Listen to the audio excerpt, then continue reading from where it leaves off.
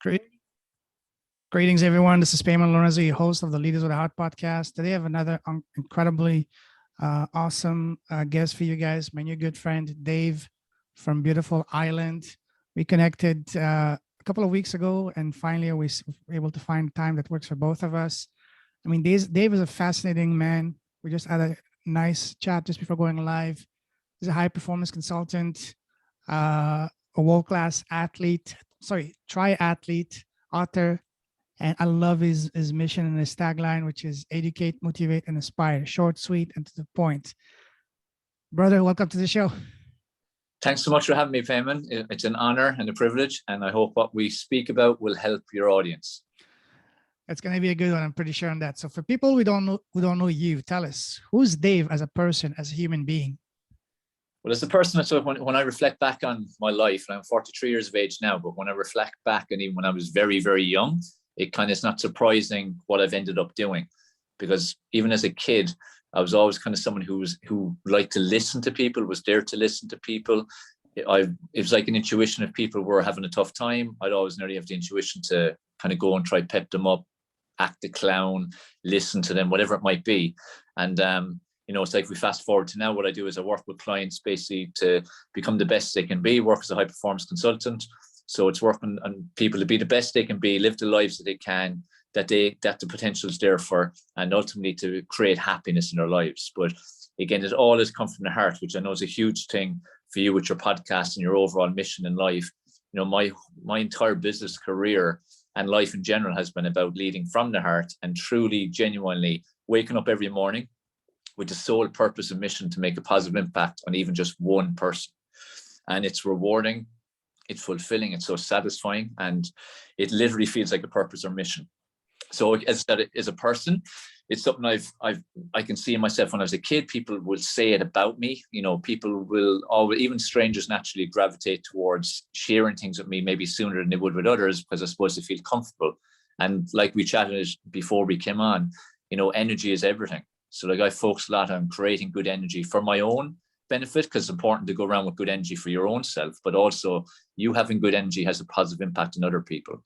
And in the world we live in right now, we need to create more and more positive energy, because there's far too much negative energy.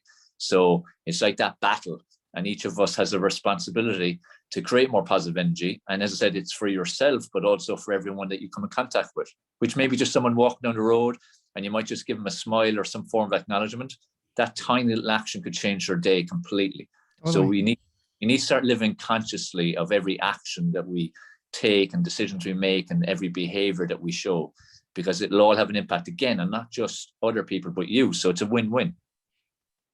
I love that. I mean, you're speaking exactly my language. At the time I was wondering, whether this guy just, has he been listening to my podcast? Because he's just saying exactly what I'm always talking on my podcast, which is all about from the heart and, changing the direction of the frequency of this planet to make it more positive one. So that's exactly what I'm very passionate about. So now you mentioned heart. Now let me ask you, what makes your heart sing? What makes you come alive? There's nothing makes us come alive more, I suppose, when I get contacted by followers or clients telling me that something made a difference to their life. It could be something as simple as a post. It could be something like a comment. It could be something I share with them on a little message. It could be a coaching call. It could be speaking at an event and they happen to be in the audience. Like knowing that I made a difference in someone's life, no matter how tiny it was. And like I always stress to them, people will say, oh, thank you so much, this made a difference. The thing is, they took the action, but at least you created the spark. And that's, again, what the potential is for all of us, and everyone who hears this and everyone in general needs to realize that they can be the spark for other people. You don't have to be a guru or supposed or put up on a pedestal or a genius or some celebrity or anything. Every walking person who's alive can make a difference in other people's lives.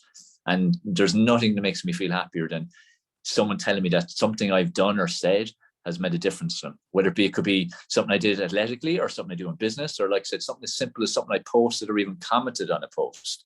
We can make a difference in people in ways that we feel at the time are insignificant. Even just putting a comment on a post, we can take it or leave it, do it or not do it, but just doing it could make a huge difference in that person's life. So, a message I always give people is never, ever underestimate the power of tiny, seemingly insignificant actions at the time, because you've no idea go. Like I said, with smiling at someone or saying hello to someone, they could be coming from something really bad, stress. Wow.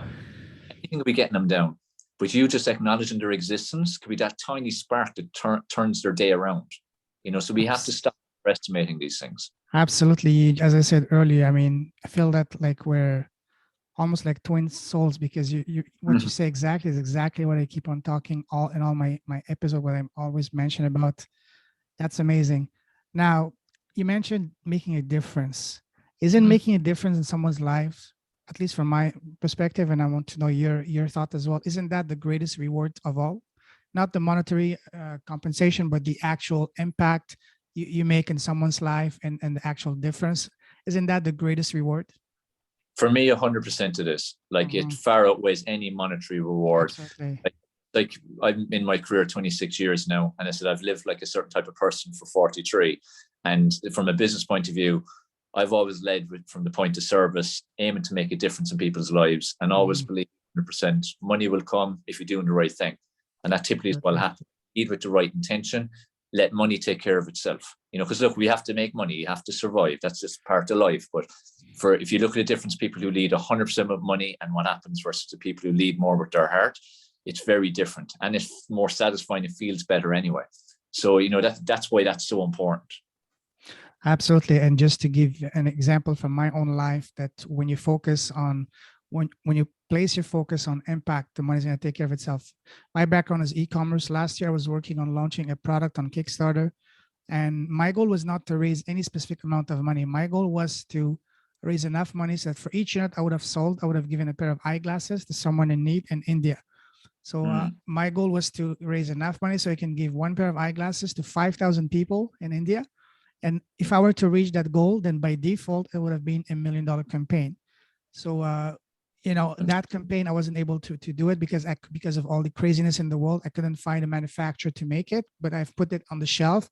So still, for me, every business I get into, the first thing I look at is not the financials, is what is the impact this business is having now, or what is the impact this business will have as a result of me being involved. So if there is an impact, then I will dive deeper into all the other factors. But if there's no impact, then I'm not even going to bother with a business. So for me, impact is everything, because once you focus on impact, just like you said it perfectly, the money is going to take care of itself. Totally. And the impact, like that was fantastic. Like, again, look at your objective there, 100% lead in the heart, and just in circumstances it didn't happen, but in everything you do, you're going to make an impact once it plays out. But the thing is that people have to get into their head, where I said, like, everyone has a role. If I make an impact in someone's life, they're feeling better within themselves. They're feeling a lot more positive energy in their mind, but also they're giving off energy in terms of we are energy. We're giving off energy all the time, whether it's good or bad. All their people around them, if they have a family, their family members are going to feed off that positive energy. And even with no communication or speaking about it, they're going to feel uplifted. They're going to take better actions. They're going to just feel better. They then in turn will impact other people. So again, we have to start seeing it. It's like we're energy fields moving around. And if we're positive, largely giving off positive energy, we're going to have a positive impact on other people. Again, even without speaking or doing anything, if we do, that's adding obviously even more impact.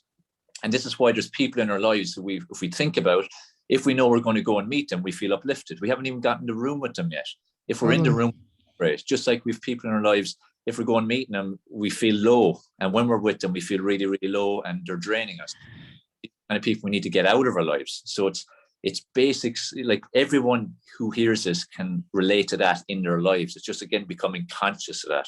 So we all have to become more conscious of getting more positive people and influences in our life, and eliminate, or at least limit, exposure to the negative ones. It's like the kind of people you get in these podcasts and the people you've communicated with and connected with over the last few years. You look at the difference in them to maybe another time in your life.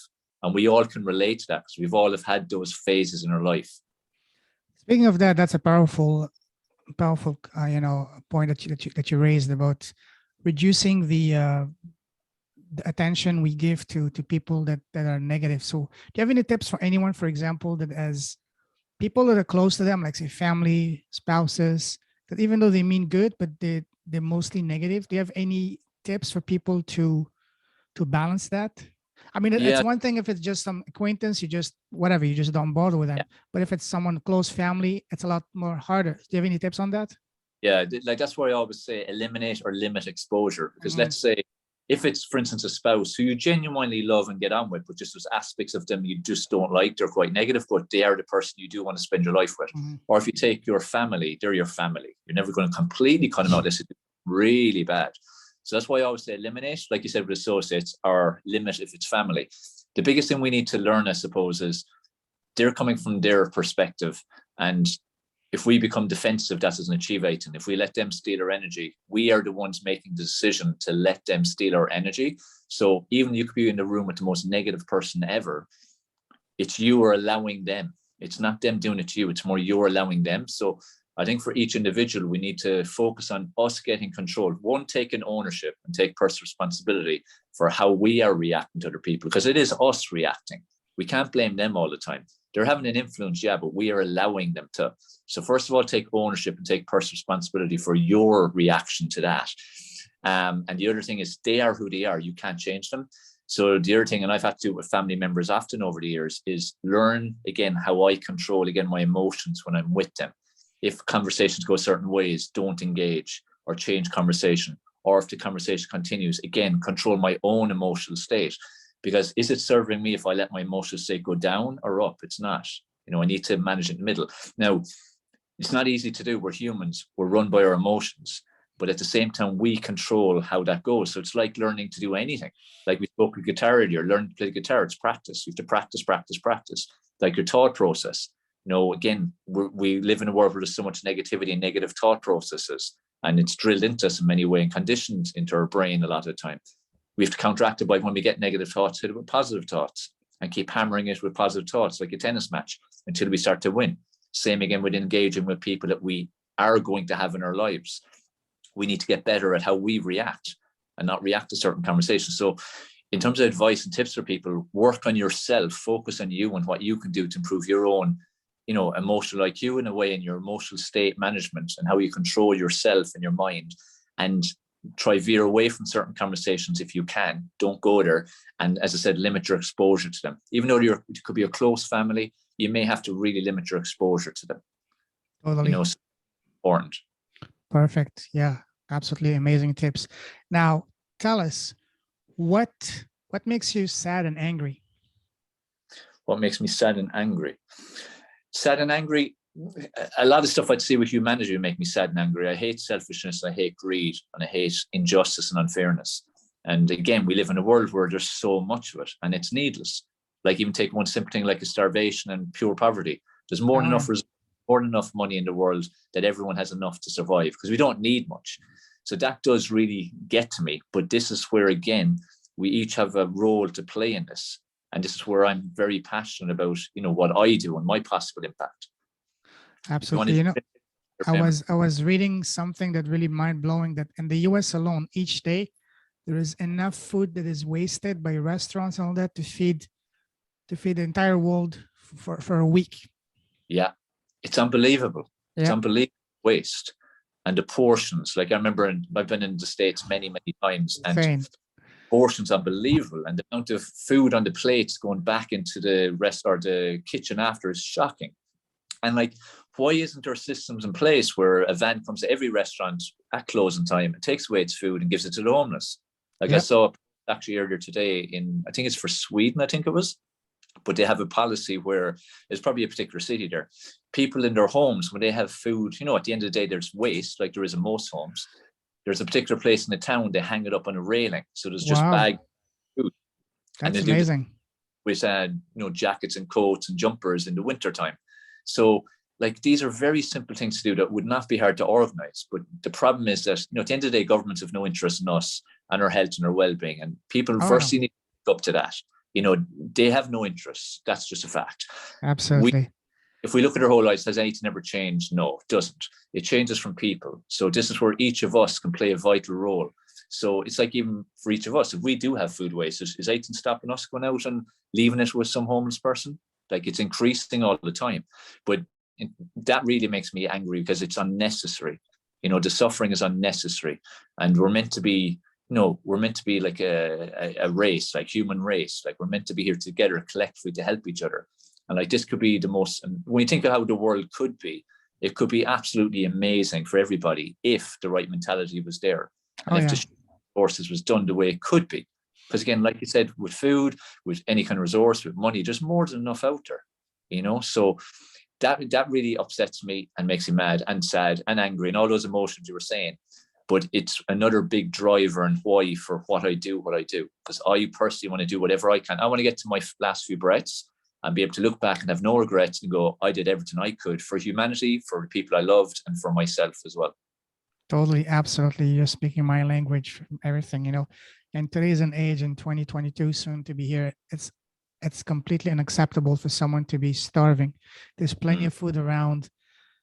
And it's also unacceptable for someone to be in abject poverty, because there's enough wealth. We need to be more mindful and just be more caring. And that's what this podcast is about, is to inspire entrepreneurs to do good. Like, for example, I have a lot of friends of mine in e-commerce. Each time they sell a product, they plant a tree, or they feed a homeless, or they give an hour of computer access for me, for my new venture, which is helping heart-centered entrepreneurs to start to launch their own podcast where they can become the leaders they're meant to be. For each client I get, I will be sponsoring a year of education for a child in India, basically taking a kid off the streets that has no future, no nothing, for a year, take care of all their needs, shelter, food, and education, to give them a chance at life. So this is what I'm doing, to not only for me to share my story and others, but also to inspire other entrepreneurs. This is the whole point of this podcast, to inspire entrepreneurs to do good.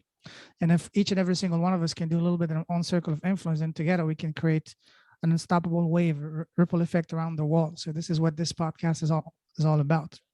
Like a global movement. And again, like we spoke before we come on, a couple of people doing the right thing spreads to another couple of people, another couple of people. It's like a domino, then it just takes over. It's thousands and millions eventually. And like, there needs to be so much more consciousness. Again, that's the word I said, consciousness and also empathy. Like, there's two things that need to become, the main like flag bearers nearly in the world at this stage. And one thing that's powerful that you mentioned was that something that is quite insignificant for us can have a life-changing effect for someone else. And I've seen that happen so many times. Like, for example, doing good. It doesn't mean that you have to spend extra money on your business, add an extra line of expenses in your books and all that. No, it's just that I've been blessed to speak with an incredible organization called B1G1. Have you heard of them? Buy one, get one. Yeah. So I've had the honor of having both of the co-founders on my podcast. And for them, doing good can start with as little as 1 penny, 1 cent. Like, for example, each time you get on a Zoom call, I mean, the co-founder was telling me, Mr. Paul Dunn, each time that he gets on a Zoom call, I believe it's three kids around the world get access to education. Each time, for example, a company sends an email, cost them a penny, they can give, drinkable water or whatever cause they're passionate about, whatever cause that resonates with the audience. That's something that we can very easily implement without any extra expenditure, because the money you spend on doing good, that's not extra expense. That's the best investment you can do in terms of goodwill, in terms of setting your business apart as being a business with a heart, and also attracting the right client. And then you will attract tremendous, positive karma around your business, because people want to do business with businesses that care, and you will get so much, word of mouth advertising, because people want to do business with businesses that are passionate about causes that your audience can relate with. When you do that, competition becomes irrelevant.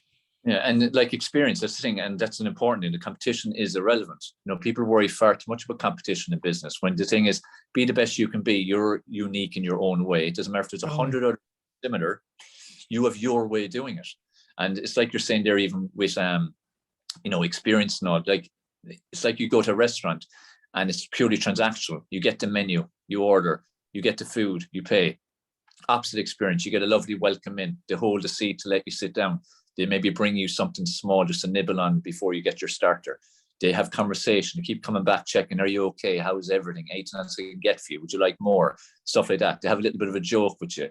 They give you a free drink at the end. They have a nice departure, let's say. You remember that. You recommend it to other people. It take any more effort than the person just transactional who's just seeing the money and get them in, get them out. So, we have to, again, as business people, especially for our own sake and our own credibility, our own business growth, all that side of things, service is the only way that that's going to happen properly. But by doing that, then you're giving people a positive experience. Again, think of the energy side. You're creating good karma. That then will feed off into other people, and business will come back without you having to intentionally do anything. You're doing it because you want to. So again, this where again comes back to energy and doing things for the right reason. Totally, absolutely, absolutely. It's so true. It's so true. Especially when you do that, then you see things you won't even need to advertise, because people will become your biggest, fans. They will do your marketing for you. That's what happens. I'm Yeah. sure you've experienced it yourself because your mentality, and I know I have, where like I many years that I've been doing business, I haven't had to advertise because people are coming because of other people. Exactly. And I reputation of doing things the right way and having service, because I genuinely focus on service and giving more than anyone would ever expect, because people have a certain expectation from their experiences. And if you blow that out of the water, there's only one person who's going to go to themselves, only one person who's going to recommend to others. So it's very simple, but unfortunately, a lot of businesses are just too money focused and too profit focused, and that's it. It's like even with the way they treat their staff. It's like getting blood out of a stone for too often, when basic common sense will tell you if you treat your staff well, create a good company culture, doesn't matter if you have 5 or 500 staff, they're going to want to give more, and there'll be more loyalty. So everyone, again, comes down to energy and mindset. Absolutely, absolutely, totally agree with that. I'm completely on the same page as you. Now, one question I want to ask you before we move on to the next, to talking about you more in depth. Tell us, what is your personal superpower? Superpower.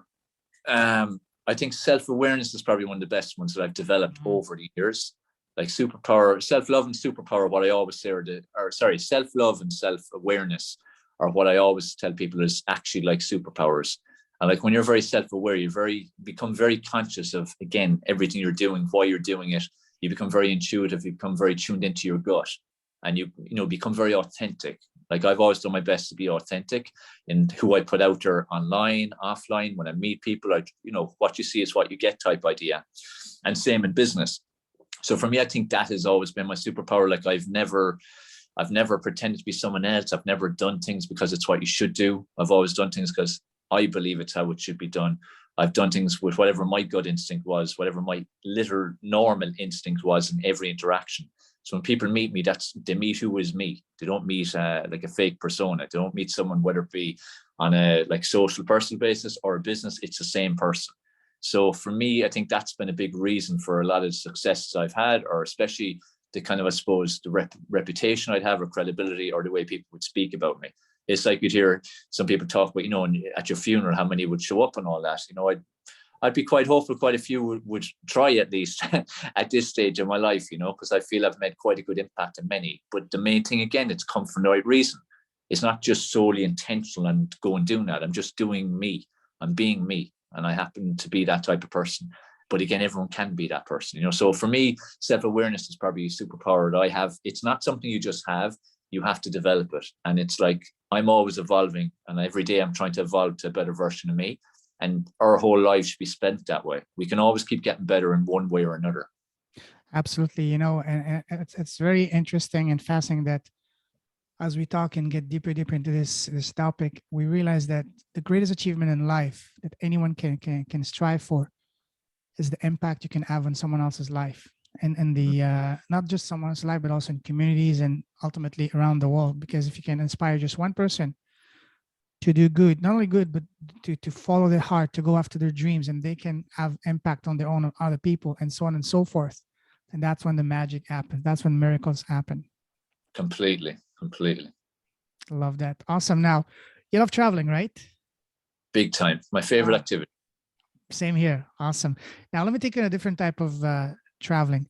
I want to take you on down the path of down the memory line. Remember when we were kids, when you were a young boy, people asking you around you, especially parents, family, teachers. So, Dave, what do you want to become when you grow up? What was your answer back then? Back then, my answer was always a footballer, like a soccer me player. too. So that's what I always wanted to be. And then as I went on, it became like to be a coach or a commentator.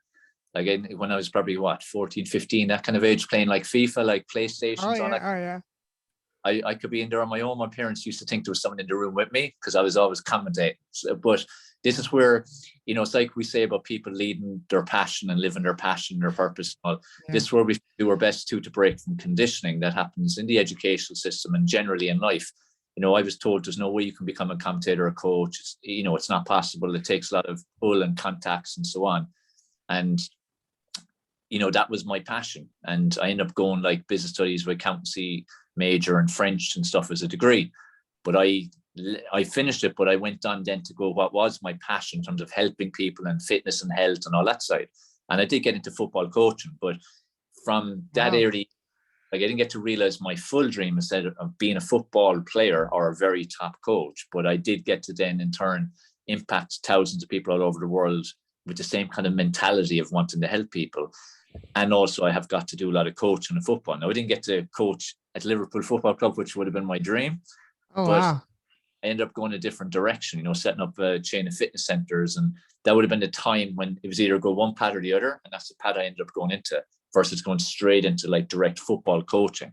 But, I don't have regrets. Like obviously you can go different paths and stuff.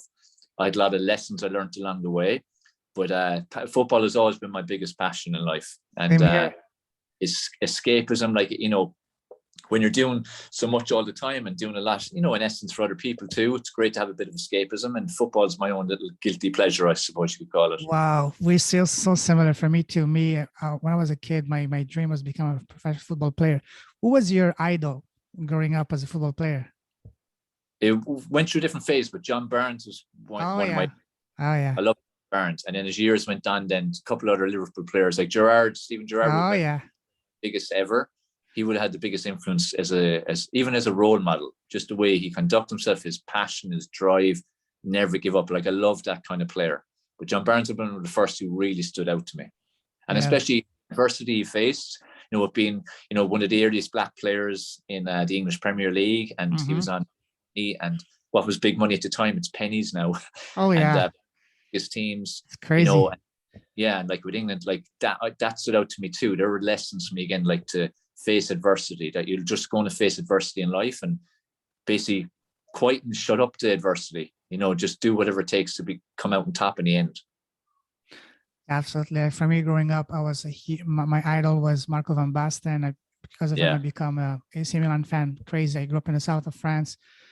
I was the only guy cheering for Milan, where everyone else was cheering for Marseille, So as a result of that, my goal also was become a professional football player, but I got an injury, end of season, a friendly game, and 94.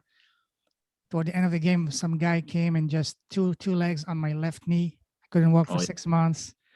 So I couldn't make it. But then later in life, I had an incredible opportunity to go work as a football coach in China. I did that for 2 years. That was an incredible opportunity and experience. Yeah. So football is also my passion. Then when I was in China, we worked with professional teams, one of them being one from the Mallorca. One of my friends, actually, he lives in Mallorca most of the time, and he knows the president and things. So we're trying to bring him to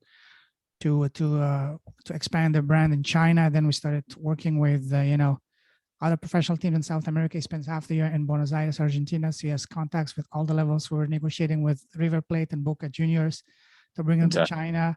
And then, the world of professional sports is a small community. Once the word got out, the word gets out very easily. So when we're negotiating with Boca and River, then the Argentinian Football Federation got word of that, and they contacted us. They approached us. That was just before the World Cup 2018, around January, February 2018. And when we got that request from them, we dropped Boca and River. We focused on the AFA, trying to bring them to China to open academies and to organize summer camps for kids from China to Argentina, organize friendly games, merchandising of the products, and a lot of amazing things. I spent 2 years out in China going, looking for investors to bring this project to light, talking to top investors, top government people. But at the end, even though it was a very fun adventure, it didn't happen. So yeah, I also, football is my ultimate, is my, for me, is my religion. Football is my Yeah. religion, and football and traveling are my religions, because these are the two things that I love the most. Yeah, I'd be the same. And it's like that. Like, look at all the good you managed to get to do. Turn your dream into reality, and just in a different form to what you'd expect it to be. It's like me. Like, I've loved over the years now working with kids. Like, especially, it's great work with adults football teams and all, but I find it very rewarding to work with kids, because you can just help with their development, and you can see the different types of characters, and it's such an Totally. important, like, to help them develop, to give them a chance to become players in the end. Absolutely. You mentioned that, when I got this job offer to work in China, I was just chatting with a recruiter to go to China as an English teacher. I wasn't interested in teaching English, but I just, out of curiosity, I talked to him. And again, the power of asking the right question at the right time can be life changing. The guy asked me, we're talking about football. He said, "Do you like coaching?" I said, "Yes." He said, do you want to coach football in China?" I said, "Absolutely." He said, "Okay, give me 24 hours. I'll see what I can do for you." I thought he was just joking. I wasn't expecting anything. And 24 hours later, he had an offer for me. I didn't even look at the numbers. I just signed it and said, "Well, let's go." Yeah, but see the power of that conversation. And That's the thing. questions. Yes. That's, again, people have to start realizing tiny, simple situations and taking advantage, because there's opportunities all the time. Just will you see them or not, and are you ready for them? Do you let fear get in the way? Like, you could have started asking questions of yourself. Oh, I'd love to, but maybe this Yeah. type of, and then just not got it, whereas it happened. So we Absolutely. need opportunities and make a difference. Oh yeah, I mean, we can talk for hours, especially about football. You guys, broke my heart in 2005. I'm sure you remember that. Oh, That big time. final in Istanbul at halftime. I was in a bar with a lot of in downtown Toronto with a lot of English fans. I was almost dancing on the table, and at the end, I was like, the boys, the English boys, were very good fun, Yeah, and they were very fair play, and they were all trying to console me, and I said, you know what, I'm happy for them, because I have never seen that, and I still, what, 15, 16 years old, I still can't understand what happened. But sometimes there's yeah. things that are not meant to be understood. That was definitely fate. That was meant to be, because, like, one, it could have been way more than 3-0 at half time. Two, Oh yeah. best Milan teams of all time, and one of the worst Liverpool teams. And if you look at the saves that Dudek made from Shevchenko, even like that, Exactly. Oh my God. You put that chance 100 times, you would bet your house, your life, that Shevchenko would score, but it was just an intervention from above. And just like you mentioned, it's funny. We met again 2 years later in 2007. We were the better team. We deserved to win, and you guys won in 2007. Liverpool yeah, was a better team, played better. You deserve to win, but it didn't yeah. happen. So football is funny. But again, it's one of these, like, for me, it's one of the most amazing memories I'll ever have in my life. Oh yes. Like, to come back against that Milan team and the way they did it was just unbelievable. Just like you mentioned, the only player that I was fearing from Liverpool team at that time, and the only player that could have been a starter on that Milan team would have been Steven Gerrard. Yeah. But again, sometimes it just, when it's not your night. I would love to, if there was a way to make a documentary and to listen to what, Rafa Benitez said at halftime of that day, to really get to know what happened. What happened?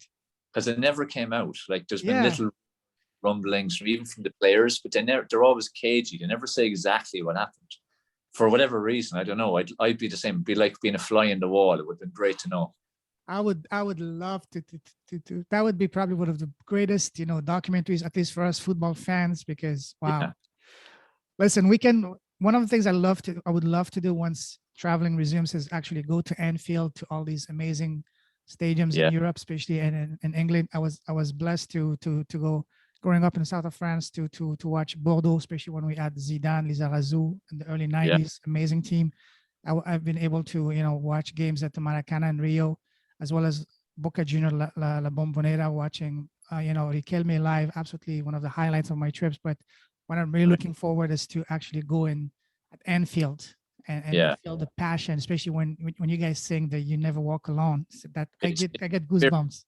Like, I lived in Liverpool for 2 years, and I went to, like, home games, and, like, I had gone to games over the years, and there is no better experience. That's why so many players speak of it. Like, even Atletico Madrid players who've played there a lot in the last couple of years in Champions League matches, players always speak of it, because it's actually different. Like, it is unique. And like the cop itself is just, it's unbelievable. My first experience was like spine tingling. It's magic. It's mystical. It gives you goosebumps. I'm sure the first time I'll go to Anfield, it's going to be very emotional, even though I'm not a Liverpool fan, but I always respect the Yeah. team. And I will have a hard time, sometimes, restraining some of my tears because you cannot control, some of the Yeah, first, exactly. As I said earlier, we're emotional beings. And when yeah, we're emotional, and like that's another thing in the world, we have to allow ourselves, especially men, allow ourselves more to release emotion and not see it as a bad thing. It's not a bad thing. It's not weak. It's not like it's all this alpha male type thing. We're humans, we're all human beings. Let your emotions flow. And if something needs to come out, it needs to come out, whatever it is. absolutely. It's Listen, important. Dave, amazing talking to you. That's one thing I would love to, when things reopen, go to Ireland, Yeah. talk about football over a pint, even better, go to Anfield together. That would be an incredible experience. But You got a let's tour guide. sorry. You've got your own tour guide here whenever you're ready. Absolutely. I also have one of my good friends that I met when I was in Hong Kong and China is a diehard season ticket holder, Liverpool guy. It was one of my, I had him about a year ago on a podcast, amazing experience, story he has. He always, whenever there was a game, when Liverpool played Milan just a couple of months ago at Anfield, he sent me a lot of pictures and videos from the stadium because he was there. So I have two great friends in Liverpool. We're going to go together. So that's really something I'm really looking forward to. Exactly. Another memorable part of your life journey. Absolutely. Now let's go back to when you were a kid. I mean, we can talk for hours. I love that. That's what I love about this podcast. So tell me, when you were a kid at school, what was your favorite subject? My favorite subject, I liked history, but I was best at maths.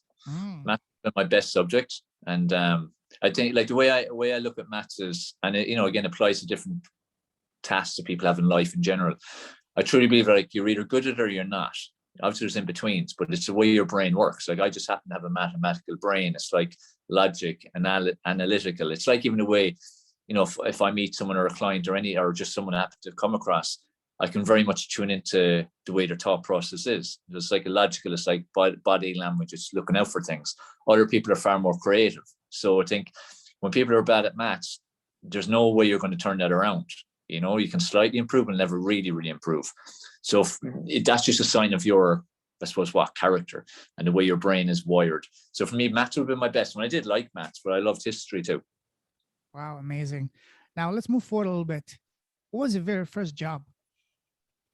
My first job actually was working in a carpentry store. So I used to work on a Saturday and go in and make tables and cabinets and all kinds of stuff. A friend of mine, his dad ran a carpentry store.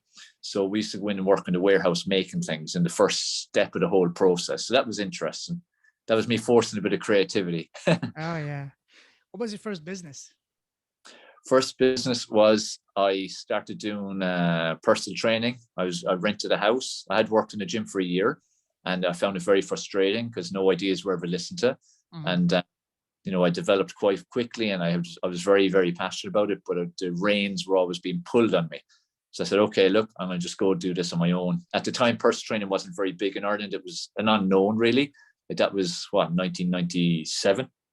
And I rented a house, lived there, and then turned it downstairs into a little bit of a gym, like the two living rooms, for instance, put in some gym equipment and basically built from there. And because it was such an unknown in terms of the type of service, my first advert paper, within one or two adverts, I was going 14, 15 hours a day. Wow. And then over the next 12 years, I created like a fitness chain of about 5 different facilities, 55 staff, and obviously thousands of clients. And that was a really journey for me, and it was very quick rise, But the great thing again was to be able to have an impact on a lot of people, doing something I was very passionate about, both from the staff point of view, because I would have helped a lot of people who wouldn't have got a chance in other places because of needing certain boxes to be ticked, but I saw potential in them, and that was quite satisfying to help them to get into an industry that maybe wouldn't allow them in otherwise and develop and became managers of mine. And it opened lots of doors, but again, it all came from wanting to make a difference. Like exercise and fitness and health and nutrition all changed my life, because growing up inwardly, I was suffering a lot. I didn't like myself, hadn't very high self-esteem or confidence, bad self-image, and exercise at the age of 17 saved me. And I was then, because of the impact on me, I was determined to make an impact on other people. That's where, like I said earlier about the degree I did, I was offered a big job in the whole investments and banking and all that side, and turned it down to work in a gym because I Wow. was determined something I was passionate about. It wasn't about the money. I believed I'd be successful if I loved doing something versus going into something that monetarily on paper looks really good, but I didn't have a passion for it. So that was a big decision, and it was very hard because everyone thought it was crazy. But Yes. I was determined I'm going to live a life that fulfills me and one that I'm passionate about, one I can help make a difference in other people's lives. And I've been doing it since. So I said fulfillment has been a big thing for me in life. Awesome. Wonderful. Perfect. I'm sure that when you made you declined that very lucrative job and amazing career prospects, I'm pretty sure a lot of people would have thought, easy, have you lost his has he lost his marbles? Is it crazy? What's going on? So how did you Completely. manage to overcome that and stay strong Yeah. and go with your heart as opposed to going with your head, which was do the safe bet? Yeah. That's where, like I said, I mentioned John Barnes earlier in terms of he got so Mm, much abuse for various reasons, and he stood up and he continued to become a better and better player.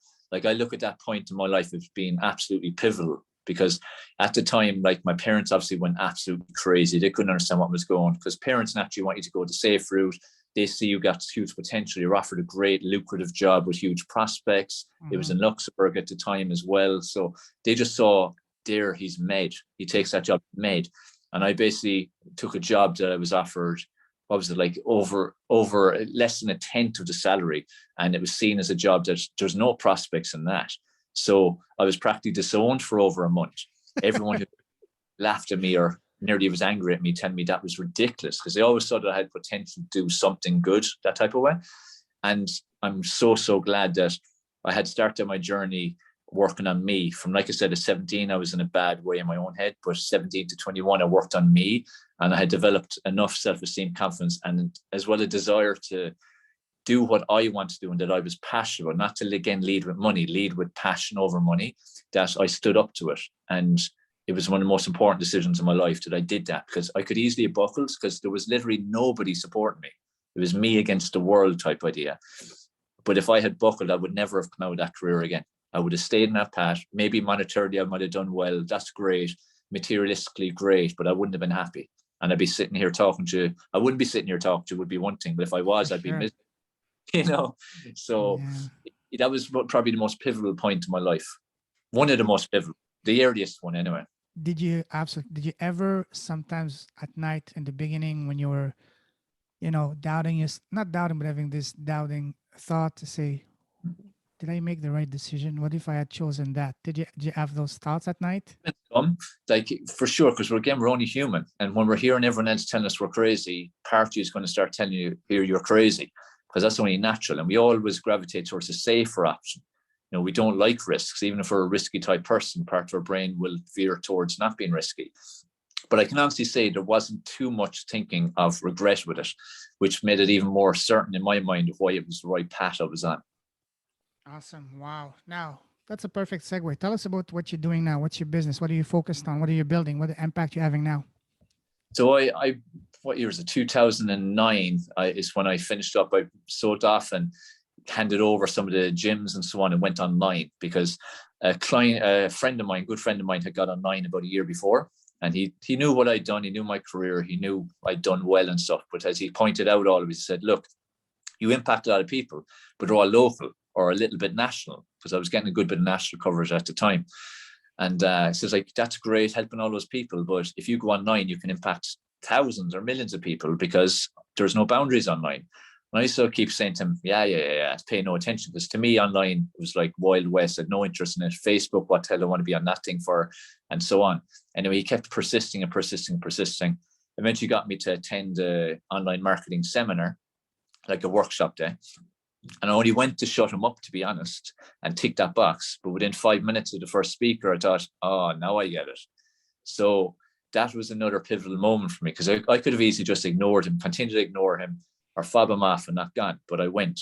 And based since 2009 now, I've been working online, and the world is very small with the way the internet has helped us in that way, and like Zoom calls and all kinds of stuff. So since then, I've predominantly worked online with clients all over the world, work on all kinds of areas like mindset, motivation, psychology, which is what I'm most passionate about. I love human behavior and psychology. And like the mind is the control tower. So, it's such a crucial area, no matter what it is you want to achieve in your life. And then as well for your own kind of self-love, self-care. And I work with people on nutrition and exercise and sleep and time management, self-management, lifestyle, all these kind of things. So a lot of social media work, doing podcasts, writing books, ebooks, membership sites, all kinds of stuff like that. For me, like what I love is like this type of situation where I get to speak to people and hopefully make some kind of impact. If people even get one little nugget that helps them, it's worth doing, because it's all exposure, So that's what I'm passionate about. I do some offline work too with clients face to face, or run some events. But as I said, the online as well has given me the freedom. Like yourself, I've lived in lots of different countries. I've traveled all over the place. Once I've got my phone or a laptop, I can work. So it has given me so much freedom. And again, I'm very thankful and grateful to that friend for persisting, because it could easily given up.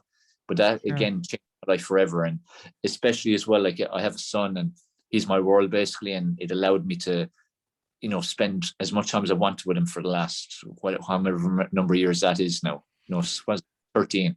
So I guess the first gift you would have given to your son would have been what? A football and a Liverpool shirt? Yeah, it was one of the first for sure. Yeah, he was in a Liverpool shirt at a very young age. And becoming an Everton fan is absolutely not an option, eh? Yeah, no, it wasn't going to happen, no. No, I don't think it's going to happen because they're not doing really well. Yeah. Yeah, no, Man United would have been a worse one. What do you think of Rafa Benitez being coach of Everton? I found it very, very strange, but the way football has gone now, we look for loyalty all the time, or not doing that, but that doesn't happen anymore. They're just jobs now. Whether it be footballers or managers, they're jobs. They don't see it's professional, yeah.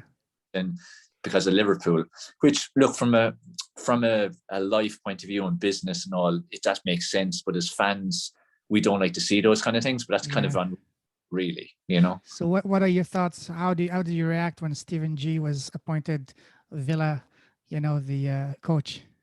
I was surprised that he left Rangers so early, but I was delighted for him, because I think he's going to be amazing. I think it's the perfect appointment for him, because while they want a lot to happen, they don't necessarily expect a lot to happen, because they haven't had any success of any kind since like the 90s. So I think it's like with Rangers, he's coming in at a very good time where he can't really lose. And for him, he can learn so much about himself and become a great man. I think he's going to be an amazing manager anyway. I think he's proved that already, and he's growing all the time.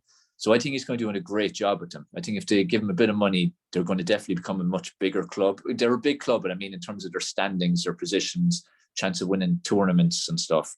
So I see it being a big few years for Villa and for Gerrard.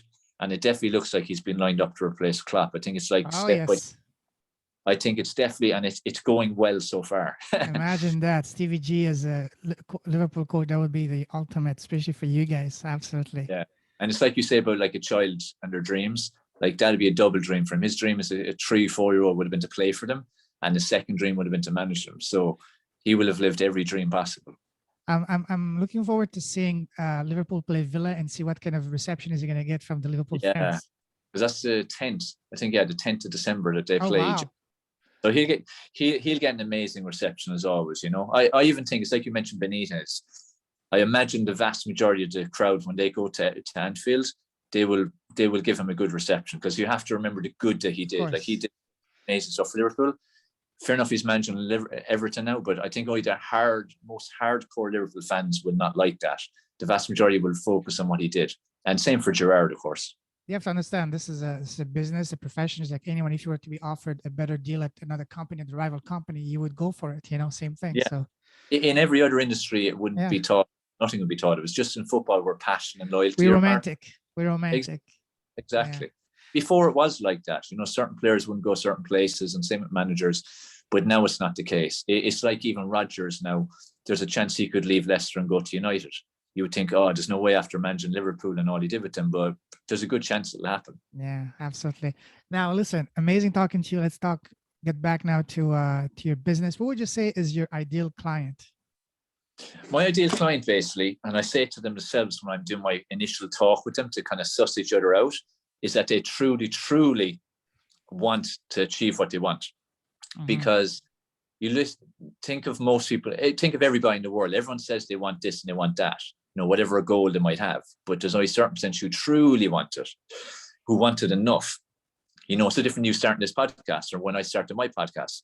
How many people could start a podcast? How many people can write a book? How many people can start a business or any kind of goal, lose weight, whatever it might be. Mm-hmm. People who truly, truly want it are the ones who actually achieve it. The other people make lots of excuses and play the blame game and stuff like that. So for me, I want to work with people who really, really want to make a difference in their lives and achieve whatever goals that they want to achieve, versus being excuse ridden and blame orientated. Now, the proof of that comes obviously in action and how they get on. That's why, it's like in business, it's important to sometimes weed out people who are energy, like we said, with energy vampires who are just not going to do it. And that's something over the years I've had to do sometimes, where it's like sacking clients where they're just not going to do it. They're not going to put in the effort. They'll just keep making excuses. So for me, like, it's a team. We work as a team, and I do group coaching as well as individual coaching. And, I have a part to play. I'm there to educate, motivate, inspire, as my kind of tagline goes, and to support and hold accountable. Their role is to do. We agree on everything together. I don't just tell, I don't just dictate. I'll always say what you should do this, but we then sometimes meet halfway, because all that actually matters is that you're making progress. And it doesn't matter what it is you're trying to achieve in life. Again, losing weight, business, write a book, podcast, anything at all. How can we be better today than yesterday? How can we be better this week than last week? And if you focus on that, the steps, instead of getting too overwhelmed by the 500 step out of 1,000 step and not doing anything, if you focus instead on the next step, then you're moving places. And if you consistently take those steps and you're making them into habits, I always say to clients, like, compare everything: drinking water, what you're eating, your exercise, your sleeping habits, productivity, prioritizing, gratitudes. It's like brushing your teeth. Make it so you don't have to constantly go, oh, I better go brush my teeth now. It just happens. It's part of your life. So make all these things that people jump in and out of, make them lifestyle habits that are like brushing your teeth. They just happen. They're non-negotiable. Because if you want to lead your optimal life, feel the best you can be, live the best life you can, these things have to become non-negotiable. And you have to, again, show that passion, that drive to make a difference in your life. And then, again, each of us in turn, no matter what we do in life, what business, what angle, what industry, will have an impact on other people. Totally. Now, we talked a lot about impact. Now, share with us an example of the most transformational change you've seen from one of your clients so far. Okay. One of the biggest ones that will come to mind now would be, there was a client a number of years ago who he had tried to commit suicide a number of times. He was on massive amounts of medication, antidepressants, all kinds of stuff. And he truly didn't want to be here. And this is where I'm saying earlier about mindset and psychology and all that side. The mind's the control tower. And exercise is so powerful as well. Like, exercise is like medicine for the mind. So he just happened to, it was through his wife, actually. His wife called me to say, look, this is where he's at. I've heard stuff about you. Have you ever engaged in this type of person? Can you help? And so on. And I'm happy to always take on any kind of person. I don't care who you are. I truly believe that I can make a difference if you want it enough, and we work as a team. And that's the way I've always been. No matter what you're looking to do, I can do it with you. Anyway, we worked together, and we got together and got him on board to follow a plan. Believe it or not, at the start, he kind of was flimsy about it. As I say, he didn't want to be here. But after even a couple of weeks of doing his exercise, the one thing about him, he was determined. He was very rigid. If he's meant to do something, he does it. It's no different would have been with his medication or whatever. And he did it. So if I said he had to do a certain workout, he did the workout. If I was with him to do a workout, we did the workout. And within a couple of weeks, he started to feel the good feeling, the endorphin effect, just the medicine that exercise does for you. Anyway, between the long and short of it, after a few months, he eventually was off all the medication. So it's a case of thing with medication like that, you can't just go off it. Like, some people try that. You can't go off it. It's too powerful. So you have to gradually come off it. You need to be supplementing. If you're going off, you need to be supplementing, but you're getting good energy from exercise, or you're making your mind stronger, or you're dealing with the trauma, or whatever it is that has got you to that point in your life. Because we all have crap have happened to us. We all have some form of trauma, and everyone reacts differently to it. Anyway, he was improving, got off the medication. And in the end, he ended up becoming a coach himself. Wow. And it must be, how long ago is that? Maybe 10, 12 years.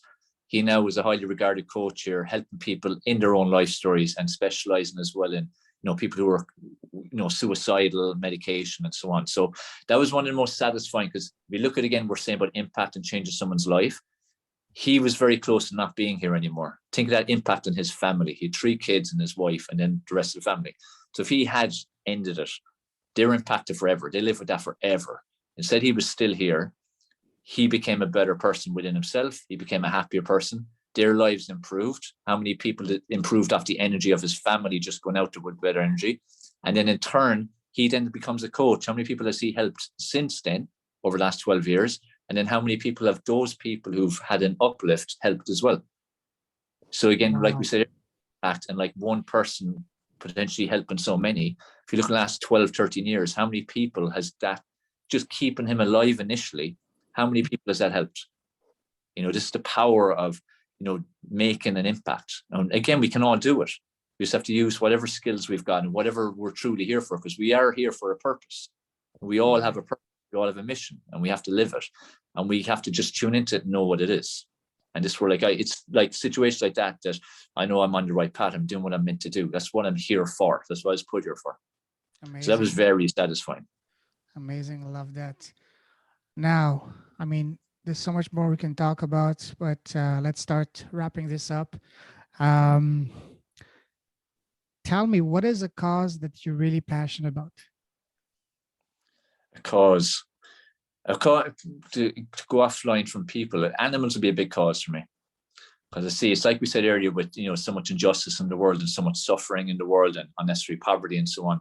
There's a lot of unnecessary suffering with animals, and it's like industries again, which are all about profit. The way animals suffer is a lot of time unnecessary. The quantity, the number of animals that suffer is unbelievable. Go to domestic situations. People get, take this time of year even, people will get, pets for Christmas and stuff and think it's great. And then after a few weeks get bored and just cast them aside and, throw into rivers or whatever it might be. So, for me, I'm very passionate about animals and animal cruelty. It'd be like another aside, I suppose, again, it's like heart-centered again. I love animals myself. Over the years, it's grown and grown and grown. And I've got to see, I've always seen it to a certain degree in terms of animals. I liked animals, but over the years, more and more and more, I've seen just how amazing animals are. And at the end of the day, we're all beings and we're all here. We all have a vital role to play, even in the whole ecosystem of the whole planet. We all have a purpose to play, and we kind of all, deserve to be here. We all deserve respect. And, the level of cruelty is pretty insane that's out there. So that's something that for me, it's great to see it. There's stuff being done that is decreasing it. There's more and more awareness all the time. It's like all the injustices, they'll never go away. Like there's never going to be no poverty or no homelessness or no this or no that, but at least if they can start decreasing.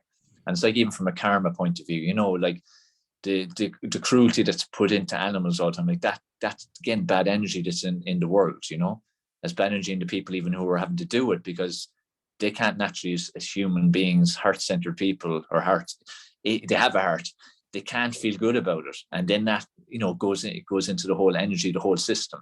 So I think it's important for that to be decreasing, and it's definitely decreasing even on a global scale. And there's a growing awareness of the reality of what goes on in certain industries that's unnecessary. It's not even like fur industry. Do we really need to be skinning these animals alive and stuff? So that's an industry that really has changed a lot in the last few years, the whole fur and clothing. So it's an area I'm very passionate about. I'm glad to see it change.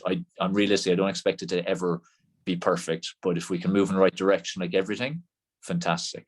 Speaking of that, you mentioned the interest in becoming more mindful. Last year, when I was working on my Kickstarter project, I was initially wanted to launch a leather-based product. And then I started getting into that, and I noted, hey, there's another area that's opening up, which is vegan leather. So I started completely shifting from animal leather to vegan leather. And when I started getting into it, I said, wow, this is a massive, massive, massive, not only just trend, but niche. And this, especially plant-based, I find out about that there's, people are turning, say, pineapple into leather in the Philippines, cork of the wood tree in Portugal, the apple skin into leather, mushrooms in Indonesia, even in Mexico, they're turning the skin of the cactus into cactus leather. So once I started getting into it, I said, wow, that's beyond Fascinating. It's amazing. Like I actually, when 1st of January 2022, I'll have been 10 years vegan actually. Oh, And wow. that is such a difference of where I was before. Like it was the complete opposite, like years ago, especially when I first started out. But it's over the last 10 years, especially, I've become more and more passionate. I've become like, it's like a lot of stuff. When your eyes open to something and you're more conscious of things, then you start to see more, you know, and this is another area of that. And it's like you said there, look at all the alternatives to leather. And it's like with food now, there's so many alternatives to everything now. It's pretty amazing, really, that what kind of resources are being used instead of what animals were used for before. Like, it's pretty amazing. Totally. There's even bikes now. I remember it was in, I think in Lanzarote, like a bamboo store. So everything made from bamboo, and there's even bicycles. Yeah. Which is pretty amazing. I know. It's once you get into that, you realize that the entire world of opportunities and possibilities just opening up in front of you. And that's fascinating. Wow. Yeah. Now let me to finish off, let me ask you some rapid fire questions. There's so much more that I want to cover, but we might do a part 2 because I want to talk about your triathlete, you know, journey, and as well as you mentioned that you're planning on running for office in Ireland in a few years. Tell us about that. Oh, that'd be good. Could do worse anyway, that's for sure. Yeah, and I'm sure you have a lot of great wisdom to share. You have a heart-centered person. You're coming from the right, you know, it's going to be a great platform because I noticed, especially over the past year and a half, more and more people are becoming heart-centered. They're becoming they're shifting the focus from materialism to impact. So I see this, some people call it spiritual awakening for the masses. People are waking up. But I see that like the entire, you know, vibration frequency of this planet is going toward more mindfulness and more heart-centered. So that would be a perfect, you know, platform for you. Well, it'd be amazing, wouldn't it, if again across the world we saw something like that, especially again at the top and the leaders or whoever makes the decisions and the governments. Oh yes. Like I said earlier with the inequalities, just imagine how amazing the world would be with the right kind of leaders, like proper leaders who are heart-centered, who truly want to make a difference. Because again, like many things we've spoken of, it wouldn't be that hard to make a difference. And then you make a little difference, it becomes a bigger and a bigger and a bigger. But it's just, I suppose it's trying to break the system that's there right now, which is a broken system and doesn't serve the masses. So I think that needs to happen. And hopefully, again, this high vibration, it definitely is raising. I noticed the last few months, it's definitely raising more and more. Hopefully that's what eventually breaks the system and makes it a more heart-centered world. Absolutely. We can have an entirely new civilization within a year or two if we were to focus more on being more mindful and really helping and service to other and preserving our nature and environment, as opposed to just short-term gains, greed. Because if you keep on going like that, maybe within a couple of generations, we won't have any planet left for us. You know, we're destroying the planet. Exactly. Like there's so many benefits to it. Like they're endless, really, and it needs to happen. It needs to happen now as well, because as you said, like planet and everything, you know, things need to change now. Well, you have an open invitation. It's on record. Whenever you decide to go to apply to run for office, you're welcome to come on my show, and by then my show will be much bigger. So it would be awesome to have you and get you some of the push you need to get the job. That'd be something wonderful, wouldn't it? Absolutely. And then we'll go celebrate and but celebrate with a pint at Enfield. Exactly. I did. We might even do your podcast live in the center. Imagine that. We could do, inside the stadium, and you know where the midfield is. Just bring the TV station and just me and you talking and just talking about your beautiful platform ideas and being elected right inside Enfield. That would be the perfect place for you to be. To share your message and to be elected. You never know, you know. There's the vision. The vision's been put out there. Now it's just making it reality. Action. Yes, we're on record, and it's today is Monday, November 22nd, 2021, and 5 years time, maybe it's going to be not something that far-fetched, you know. Exactly. Let's make it happen. Enfield, November 2025. That's a game. That's a goal. Fun. Awesome. Now, to finish off, I want to ask you some rapid fire questions about advice. What would you say has been the best advice you've ever received so far? Don't pay attention to the opinions of others. Like don't base how you feel on other people's opinions. Like, again, stay true to yourself. I love that. What would you say has been so far the worst piece of advice you've received? Worst piece of advice I've received. Worst piece of advice is probably nearly be the opposite thing. to Get a listen job. to. Yeah, that'd be definitely one as well. And I even still hear from my parents, even now, after 20. Yes. Same here. Yeah. Because So they can yeah, understand. actually, yeah, worst bit of advice. Probably the career guidance teacher inside in school was directing me towards, again, jobs and accountancy and all that kind of things, which was not me. Yeah, absolutely. Now, imagine that you add a time machine and you can go back in time and sit face to face with the 18-year-old Dave. What would be the number one piece of advice you would give to him, knowing all that you know now? I think there would have been, while I was very determined again in not paying attention to people's opinions. Early on, I would have paid too much attention sometimes, even if it wasn't in my actions, in terms of how it affected me emotionally. Mm-hmm. So there were times when I did what I felt I needed to do, but at the same time, I left it affect me emotionally.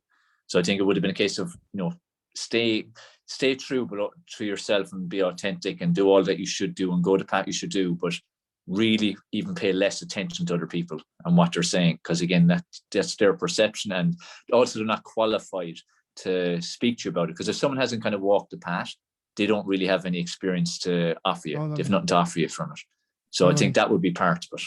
And again, like, manage my emotional state. Like I said, learning to manage your emotional state is really important. There's times again when it would have been too high or too low, and I wouldn't have been skilled enough at the time to manage it, whereas now I'm quite skilled at it. So I suppose learning the importance of it and working on it at an earlier age.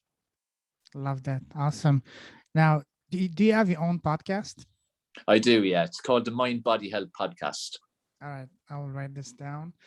All right. Now, imagine that today on your podcast, you have the most special guest in the world, which is yourself. You're interviewing yourself. What's the number one what's the first question you want to ask yourself? Don't think too much. What is the first question that comes to mind? First question is supposed to be just what type performance. Awesome. Love that. Now, one other question I love asking is, what is the smallest thing you've done that has had the biggest impact, the biggest positive impact in both your life and business? For me, it's been starting this podcast. What about you? I'll always go back to, there was a group on Facebook just back when I first went into 2009. As I said, Facebook was something I wasn't into, but after that event, I started opening a Facebook group, or Facebook, I mean. Mm-hmm. And this group I joined, and I started just putting a few comments in, just genuinely offering my thoughts, my advice, whatever it might be. The owner of the group approached me and asked would I like to admin his group and just welcome people in or accept people in or whatever. And I accepted them in, but I also used to do a welcome message, because I thought, here, let's welcome them in. So I'd put up a message and say, here, like, welcome whoever, thanks for coming here, hope you enjoy, whatever. And that hadn't been done before. We thought that was quite interesting. That's what I manage another group. Same kind of thing, did kind of things that felt right to me, make it a community just as a group. End up, he was a big, huge internet marketer in the States and, around the world and stuff. From that, I ended up going to speak at events in London and Los Angeles and New York. As a result, going onto cruise ships, going into Thailand, doing workshops in Thailand. So wow. It's like I could easily have been in that group, go back that 12 years or so, seen the post, liked the post, got information from the post, thought about commenting and thought, I won't bother, it might be a silly comment, and not done it like many people will do. And that wouldn't have led to all the different things and different contacts and work experiences. Plus, again, more importantly, all the people I came across that would never have come across that I was able to make some kind of positive impact on. Like, I still get emails and messages from people who I met 12 years ago at some of these events who still thank me for some of what they learned and just remind or tell me that they're still putting them into practice. So this is where, again, we go back to what we see as insignificant actions that, it's no point doing that.